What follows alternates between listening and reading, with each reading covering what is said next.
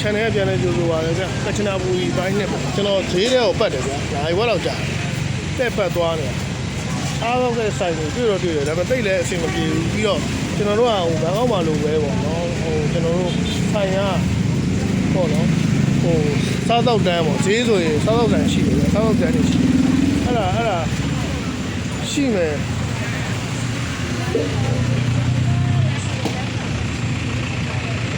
စားတော့တိုင်းနေရှိမယ်ထင်တာဗျာကျွန်တော်လှည့်ပတ်သွားတာတိတ်မရှိဘူးဗျမရှိဘူးနောက်ဆုံးကျတော့ကျွန်တော်ပန်းနဲ့နောက်ဆုံးဘူရာဘေးကဆိုင်ကိုပဲပြန်ရောက်လာတာပေါ့နော်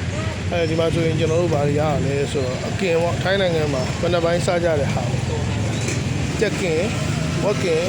ငါးကင်ပေါ့အဲ့ဒါနဲ့ကျွန်တော်ကောင်းရင်းနဲ့တို့ကစားကြတယ်ဗျာအဲ့လေးစားရှိတယ်ကျွန်တော်အဲ့ဒါအဲ့ဆိုင်မှာပဲအကွတ်တီကိုရတယ်အစီနဲ့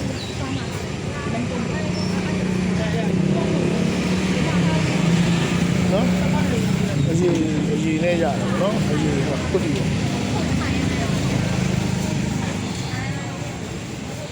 သမီးကပဲအဖေကတက်ကျင်လာဒီပဲနန်းတုံပြောလိုက်တယ်မပြောဘူးဒါကတော့ကျွန်တော် breakfast ဆွဲလိုက်တယ်နော်စားတာတော့ရိုက်မပြတော့နော်စားပြီးတော့ဟိုရောက်တော့ပါပဲကျွန်တော်ရရင်တော့ပါဖြစ်တ